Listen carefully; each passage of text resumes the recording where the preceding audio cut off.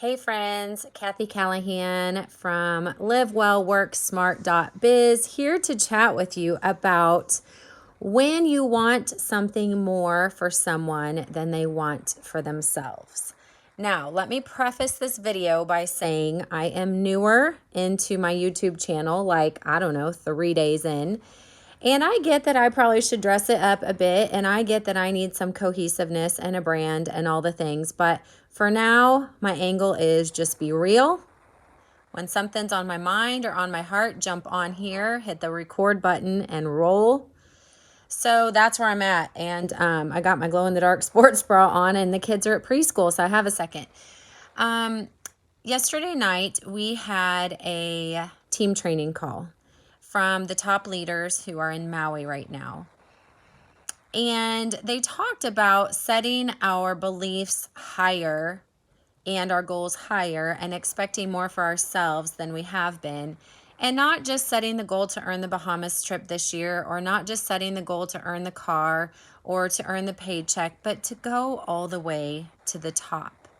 And the belief that these leaders instill in us is what allows me to continue to push myself further.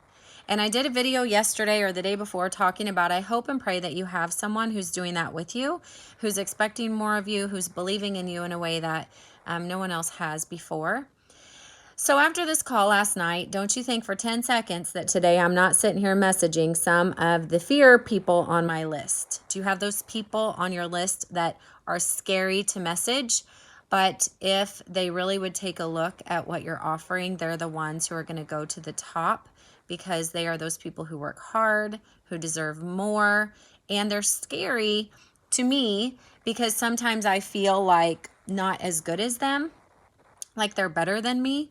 That's an insecure place I'm coming from. Like, oh, they would never want to take a look at this because of all the misconceptions and assumptions and uneducated beliefs that lie around the industry that I work in. But I listened to a call last night about a girl, a business owner, who went to the top in 5 months. And my leader who went to the top, well, the second from the top in 4.5 months while working 60 hours as a nurse practitioner.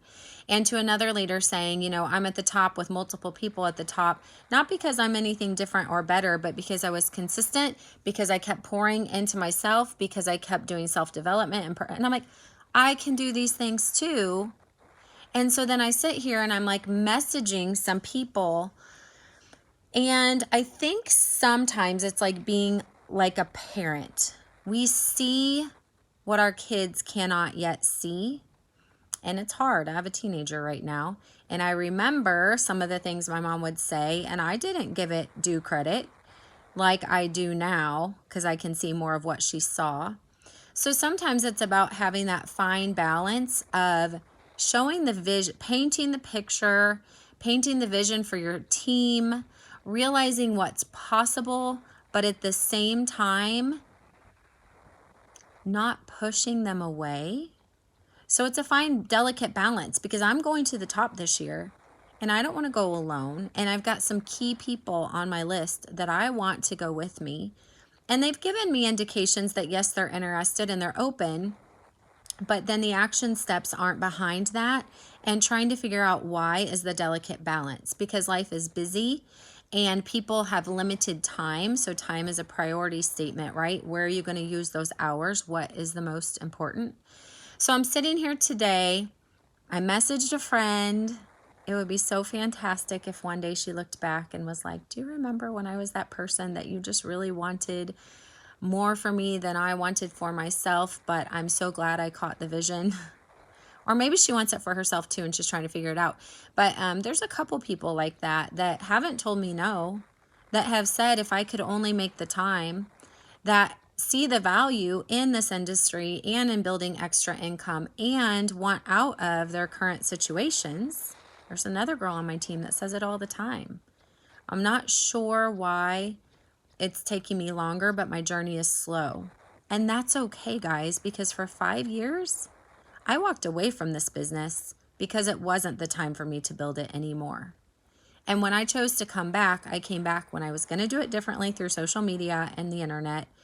And I came back when I was ready to give it and to give myself what it deserved and what I deserved. So anyhow, I just want you to know, and I'm sure y'all have heard 1,000 stories of people in different businesses in this industry, that for most people, it's not a yesterday I decided and today I started.